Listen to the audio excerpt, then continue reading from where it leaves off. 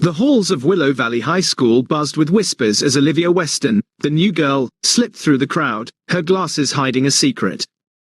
At 16, she was a nobody, until Victor Kane, the school's smug king, and his crew, Daniel Carter and Miguel Lopez, targeted her. "Look at the charity case," Victor sneered, his voice dripping with malice. For weeks, they tormented her. Books knocked from her hands, cruel taunts echoing in the stairwell. But they didn't know Olivia was no ordinary teen.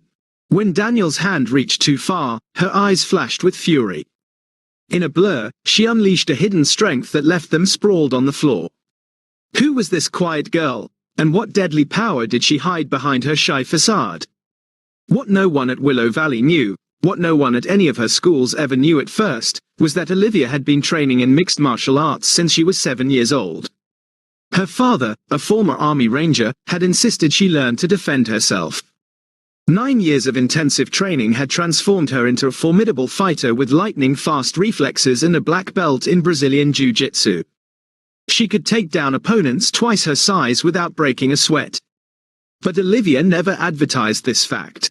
Her parents had always taught her that fighting was only for self-defense, never for showing off. "True strength is knowing when not to fight," her father would say. Besides, being the perpetual new kid meant she was always trying to blend in, not stand out. Willow Valley High was a sprawling brick building on the outskirts of town with nearly 2,000 students divided into clear social strata. Olivia had been there for exactly 2 weeks, and she'd already mapped out the danger zones: the back hallway near the gym, the smoking area behind the cafeteria, and the east stairwell where the self-proclaimed kings of the school held court. Those kings were led by Victor Kane, a senior with perfectly styled dark hair, expensive clothes, and a perpetual smirk that teachers somehow never seemed to notice. His main sidekicks were Daniel Carter, a linebacker on the football team with more muscle than sense, and Miguel Lopez, a lanky boy with cold eyes who seemed to take genuine pleasure in others' discomfort. They moved through the school like they owned it, and in many ways they did. Olivia had heard whispers about them before she'd even opened her locker on the first day. Stay away from Victor and his crew, a friendly girl named Sarah Thompson had warned her. They pick someone new every semester. Last year they drove a freshman to transfer schools. For the first 2 weeks, Olivia had successfully avoided their attention. She took alternate routes between classes, ate lunch in the library, and made herself as forgettable as possible. But invisibility, she was learning, had a limited shelf life. It began, as these things often do, with something small. Olivia was hurrying to chemistry class, arms full of books, when she rounded a corner and nearly collided with Daniel. "Watch it," he snapped, looking her up and down with narrowed eyes. "Sorry," Olivia mumbled, sidestepping him and continuing on her way. "Hey," he called after her. "You're new, right? What's your name?" Olivia hesitated, then responded without turning around. "Olivia. Olivia," he repeated, drawing out the syllables mockingly. "Better watch where you're going next time, Olivia." She could feel his eyes on her back as she walked away, and something in her stomach tightened. She recognized the evaluating look in his eyes. She'd seen it before at other schools, the look of a predator sizing up potential prey. The next day, her books were knocked out of her hands as she stood at her locker. She looked up to see Miguel walking away, laughing with a group of his friends. "Oops," he called over his shoulder. "Butterfingers." A few days later, it was Victor himself, sliding into the seat next to her in the cafeteria when she'd thought it was safe to eat there instead of the library. "So, you're the new charity case," he said conversationally, as if they were old friends. "Olivia."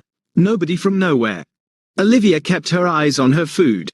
"Just trying to eat lunch, aren't we all?" Victor grinned at his own non-joke. "The thing is, new girl, there's a certain way things work around here, and rule number 1 is knowing your place." He leaned closer, his voice dropping. "And your place isn't here with the normal people. Your place is, well, I'm not sure yet, but we'll figure it out for you." Olivia felt her muscles tense, her body instinctively preparing for a threat. She consciously relaxed, focusing on her breathing the way her sensei had taught her. "This isn't the dojo. This isn't a match. You can't fight here. Thanks for the welcome," she said flatly, gathering her things. "But I can find my own place." Victor's hand shot out, gripping her wrist. Not hard enough to hurt, but firmly enough to make a point. That's not how this works.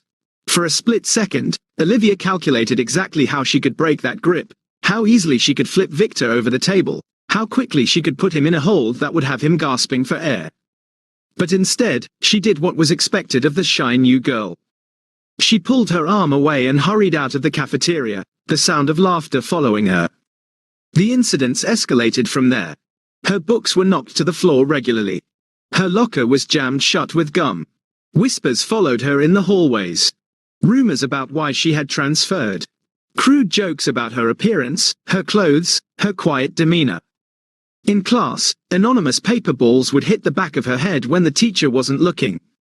It was nothing Olivia hadn't experienced before, and nothing she couldn't handle. She kept to herself, did her work, and focused on getting through each day. At night, she would train in the garage they'd converted to a small home gym, working through her frustrations on the punching bag, reminding herself why she didn't fight back. It's never worth it. It only makes things worse. It's what they want, a reaction. But Victor and his crew seemed to take her non-reaction as a further challenge. They were used to getting a response, tears, anger, pleading. Olivia's calm detachment clearly irritated them, made them push harder. 3 weeks into the semester, Olivia found herself cornered in the east stairwell after school.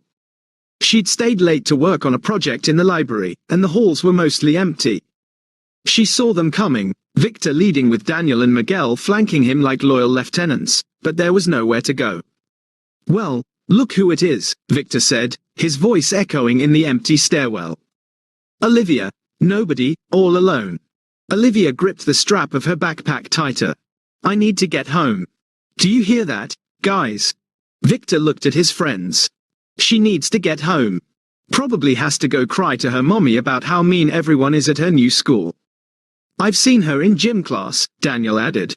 "She always changes in the bathroom stall. Probably embarrassed about her body." He made a face. "Not that there's much to see." Olivia felt her cheeks flush. It was true that she changed privately, not out of embarrassment, but because she didn't want anyone to see the defined muscles that would give away her training. "Just let me pass," she said, trying to keep her voice steady. "Or what?" Miguel stepped closer. "What are you going to do about it?" "Nothing," Olivia thought. "I'm going to do nothing because that's what I always do." That was the rule. It had been the rule at her last school and the one before that. "Keep your head down. Don't make waves. We'll be moving again soon enough." Except her father had promised her they were staying this time, at least until she graduated. This wasn't a temporary situation she could wait out. This was her life now. "I just want to go home," she repeated, hating how small her voice sounded. Victor moved in front of her, blocking her path completely. "You know what your problem is, Olivia. You think you're better than us. Walking around all quiet like you're so superior, you can't even bother to react." "I don't think that at all," Olivia said. "Liar," Miguel hissed. "Everyone talks about how you look at people like they're beneath you." This wasn't true. Olivia made a point of not making eye contact with anyone, but she knew it didn't matter. They'd already decided who she was and what she deserved. "Move," she said with slightly more force this time. "Make me," Victor challenged, taking another step toward her. And then Daniel was behind her, too close, and she felt his hand slide down her back toward her rear. "Maybe what she needs is a little attention," he said with a laugh in his voice. "Show her how we welcome the new girls here." Olivia felt a calm clarity wash over her. Time seemed to slow down as she felt Daniel's hand moving toward her backside. Without thinking, pure instinct and training taking over, she spun around, catching his wrist in a grip that made him gasp in surprise.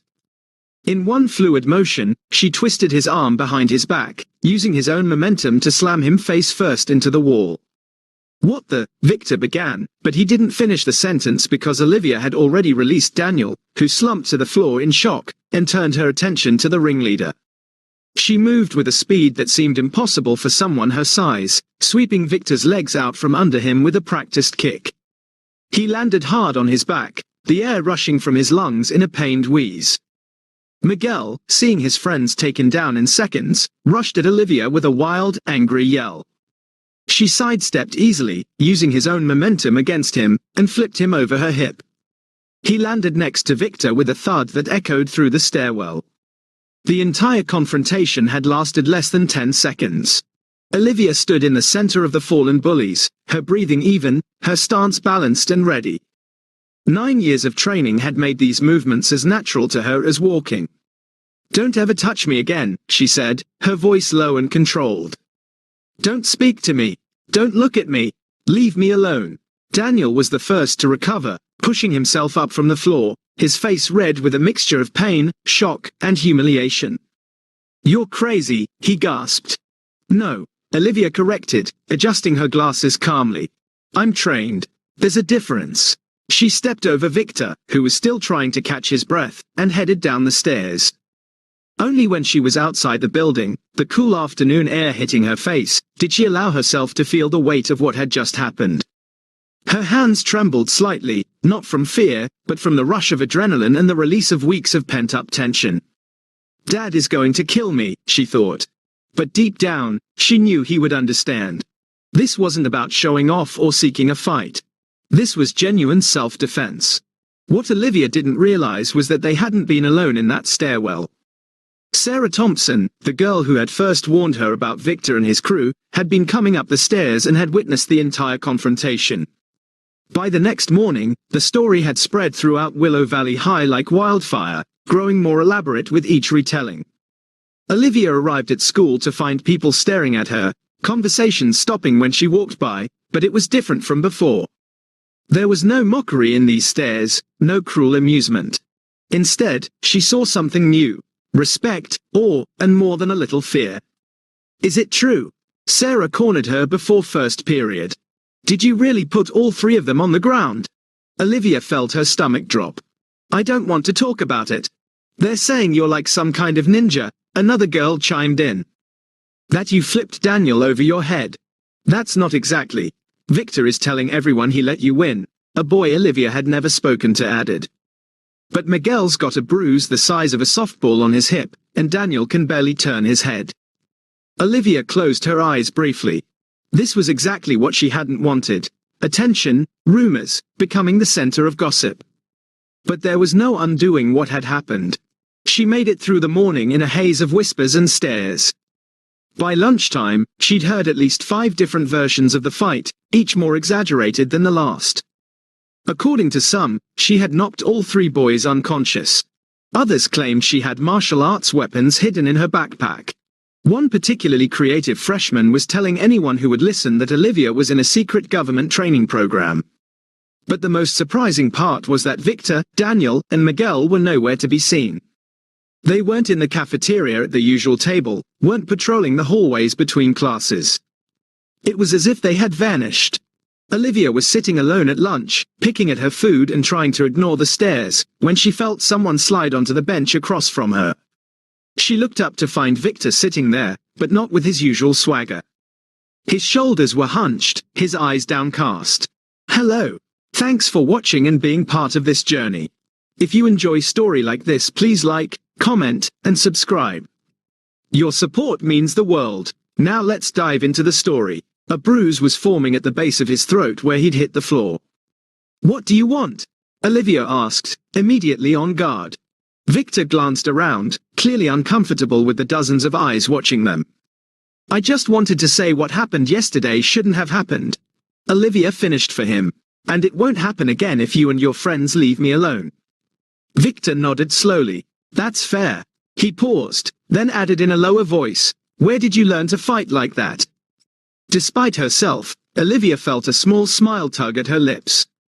"My dad started teaching me when I was 7. I've got a black belt in BJJ, and I've been doing MMA training since I was 10. Victor's eyes widened. "Seriously? That's actually pretty cool." An announcement came over the PA system then. "Olivia Weston, please report to the principal's office." Olivia Weston to the principal's office. Olivia sighed. She'd been expecting this. "Guess someone told," she said, gathering her things. "It wasn't me," Victor said quickly. "And it wasn't Daniel or Miguel either. We didn't tell anyone." Olivia looked at him searchingly, trying to detect a lie, but he seemed genuine. Thanks, I guess. As she walked to the principal's office, Olivia steeled herself for the worst. Fighting on school grounds was an automatic suspension at most schools, possibly even expulsion. Her parents would be called. There would be discussions about her anger management and appropriate conflict resolution. She'd been through it before at her first school when she'd finally snapped after months of bullying. The irony was that the bullies had received no punishment beyond a stern talking to. Principal Holt was a stern-looking woman with silver hair and piercing blue eyes. She gestured for Olivia to take a seat across from her desk. "Miss Weston," she began, "I've heard some concerning reports about an altercation yesterday afternoon." Olivia took a deep breath. "Yes, Mom. Would you care to explain what happened?" Olivia told her the truth, not embellishing or making excuses. She explained how Victor, Daniel, and Miguel had been harassing her for weeks. She described being cornered in the stairwell and how Daniel had tried to grope her. She confessed to using her martial arts training to defend herself. "I know fighting isn't allowed," she concluded, "and I'm prepared to accept whatever punishment you think is appropriate. But I want to be clear that I didn't start this, and I only did what I felt was necessary to protect myself." Principal Holt had listened without interruption, her expression revealing nothing. Now she leaned forward, hands clasped on her desk. "Miss Weston, are you aware that we have security cameras in all stairwells?" Olivia's heart sank. "No, Mom." "Well, we do, and I've reviewed the footage from yesterday afternoon quite carefully." The principal picked up a remote and turned toward a small screen on her wall. "Would you like to see it?" Without waiting for a response, she pressed play. The grainy black and white footage clearly showed Olivia being cornered, showed Daniel's hand moving toward her backside, showed her efficient self-defense moves that put all three boys on the ground without causing serious injury. The entire incident, just as Olivia had described it, was there on film. Principal Holt paused the video. "Sexual assault is a serious offense at this school, Miss Weston. So is physical intimidation and bullying. All three of these young men have been suspended, and Mr. Carter is facing additional disciplinary action for his inappropriate touching." Olivia blinked in surprise. "I'm not in trouble. For defending yourself against unwanted sexual contact?" "Certainly not." Principal Holt's expression softened slightly. "Though I would appreciate it if you would consider less dramatic methods of self-defense in the future. Perhaps a shout for help or reporting harassment to a teacher before it escalates to this point." "Yes, Mom," Olivia said, relief washing over her. "That said," the principal continued, "your martial arts skills are quite impressive. Our girls' self-defense club could use someone with your expertise. Perhaps you'd consider volunteering as a peer instructor. It might be a more constructive outlet for your abilities." Olivia felt a genuine smile spread across her face for the first time in weeks. "I'd like that a lot, actually." When Olivia returned to class, the whispers followed her, but they were different now. News of the suspended bullies had spread, along with rumors that Olivia had been asked to teach self-defense rather than being punished. By the end of the day, 3 different girls had approached her about learning that move she'd used on Daniel. The real change came the following week when Victor, Daniel, and Miguel returned from their suspensions. They were subdued, avoiding eye contact with Olivia when they passed her in the hallways. Daniel, in particular, seemed to give her a wide berth, staring at the floor whenever she was nearby. But on Wednesday, something unexpected happened. Olivia was eating lunch with Sarah and a few other girls when Victor approached their table. The conversation immediately died as everyone watched warily. "Can I talk to you?" he asked Olivia. "Alone?" Olivia hesitated, then nodded. "I'll be right back," she told her new friends. She followed Victor to a quiet corner of the cafeteria, maintaining a careful distance. "What is it?" Victor rubbed the back of his neck, clearly uncomfortable. "I just wanted to apologize, I guess, for everything. What we did was messed up." It wasn't the most eloquent apology, but the red flush creeping up Victor's neck suggested it was sincere. "Okay," Olivia said simply. "That's it? Okay. What do you want me to say? That I forgive you? I don't know if I do yet." Victor nodded slowly. "That's fair." He paused, then added, "I've been thinking a lot during suspension about why I do the things I do, and I'm not proud of it." "You shouldn't be," Olivia agreed. "I know. He hesitated, then added, "My dad, he's kind of a jerk. Always talking about being a man, being tough, not taking crap from anyone. And I guess I thought that's what I was doing, being tough, but really I was just being him." Olivia hadn't expected this level of self-reflection from Victor. She studied his face, seeing vulnerability there that he usually kept carefully hidden. "You don't have to be like him," she said finally. "You can choose to be better." "I don't know how," Victor admitted. Olivia considered him for a moment. "Well, for starters, you could help me with something. I'm teaching a self-defense workshop for the girls' club next week. It might be helpful to have a volunteer for demonstrations." Victor's eyebrows shot up. "You want me to help after everything?" "It's not about you," Olivia clarified.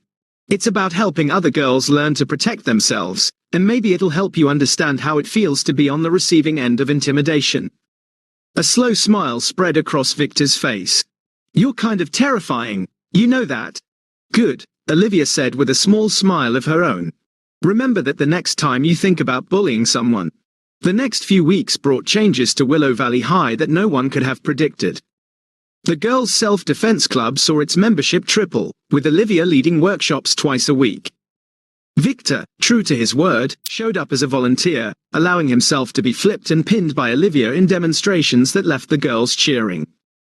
More surprisingly, Miguel joined the art club, where his talent for drawing, previously used mainly for cruel caricatures, found a more positive outlet. Daniel, after a stern talking to from his football coach about respecting women, became almost painfully polite, offering awkward apologies to other students he'd bullied in the past. Olivia found herself with something she'd never had at any of her previous schools. Friends, real friends who knew her strengths and respected them, rather than fearing her or expecting her to hide them. Sarah and several others from the self-defense club became regular lunch companions, and soon Olivia was being invited to study groups and weekend hangouts. One afternoon, about a month after the stairwell incident, Olivia was walking home when she heard footsteps behind her. She turned to find Daniel jogging to catch up with her. "Hey," he said, slightly out of breath. "Can I walk with you? I'm heading this way, too." Olivia nodded cautiously. They walked in silence for a few minutes before Daniel spoke again. "I never properly apologized to you," he said, "for, trying to." He trailed off, his face reddening. "Grope me," Olivia replied. "Yeah." Daniel looked genuinely ashamed. "It was wrong. Really wrong. And I'm sorry." "Why did you do it?" Olivia asked, genuinely curious. Daniel was quiet for a long moment. "Honestly, because I thought I could, because Victor and Miguel were watching and I wanted to look cool. Because that's what guys like us did to girls like you. Girls like me. Girls who wouldn't fight back." Daniel grimaced. "Except you did fight back, and you should have. What I did, what I tried to do, it wasn't okay." Olivia studied him as they walked. "No, it wasn't. But I appreciate the apology. My little sister joined your self-defense class," Daniel said after another silence. "Emma, she's a freshman." Olivia nodded. She remembered Emma, a quiet girl with the same sandy hair as Daniel, but none of his confidence. "She's got good instincts." "Yeah, well, I don't want her to ever feel like she can't protect herself." Daniel kicked at a stone on the sidewalk. "I don't want her to be afraid of guys like me." "Then don't be that guy," Olivia said simply. Daniel nodded slowly. "I'm working on it." When they reached the corner where their paths diverged, Daniel offered his hand. "No hard feelings?" Olivia hesitated, then shook it. Getting there. That evening, as Olivia trained in the garage with her father, landing precise kicks against the heavy bag, she told him the whole story. How she'd been bullied, how she'd finally fought back, and how things had changed since then. "I'm sorry I didn't tell you sooner," she finished. "I was afraid you'd be mad that I used my training that way." Her father adjusted her stance slightly, the way he'd been doing since she was 7 years old. "Olivia, I never taught you to fight so you could hurt others. I taught you so you would never have to be afraid. But you always said fighting should be the last resort," Olivia reminded him. "And was it?" he asked. "Had you tried everything else?" Olivia thought about the weeks of avoidance, of keeping her head down, of enduring the harassment without complaint. "Yes," she said finally. "It was the last resort. Her father nodded approvingly. Then you did exactly what you were trained to do. You protected yourself without causing unnecessary harm. He held up the focus mitts. Now show me that combination again. As the semester progressed, the legacy of what the students now called the Stairwell Showdown continued to ripple through Willow Valley High. The principal implemented a stricter anti-bullying policy. The girls' self-defense club became one of the most popular extracurricular activities. Victor, who had never shown much academic interest before, discovered a talent for peer mediation. But for Olivia, the most significant change was more personal. For the first time, she moved through school without hiding who she was. She still wore her glasses, still struggled with her unruly hair, still preferred books to parties, but she no longer hunched her shoulders or avoided eye contact. She stood tall, spoke clearly, and let her strength show in ways that went beyond physical demonstrations. On the last day before winter break, Olivia found a small package in her locker. Inside was a keychain with a tiny pair of brass knuckles and a note that read, "To the girl who taught us all to stand up for ourselves. Thanks for the wake-up call. V, D, and M." Olivia smiled as she attached it to her backpack. She'd come to Willow Valley High expecting to be invisible, to get through the next 2 years without making waves. Instead, she'd found her voice, her confidence, and a place where she truly belonged. As she headed to the cafeteria to meet her friends, Olivia reflected on everything that had changed since that day in the stairwell. The bullies had chosen the wrong girl to target, yes, but maybe in a strange way, they'd chosen exactly the right one. The one who could show them, and everyone else, that strength wasn't about intimidation or fear, but about standing up for what was right, protecting yourself and others, and having the courage to be exactly who you are. Olivia pushed open the cafeteria doors, her head held high. The shy new girl was gone.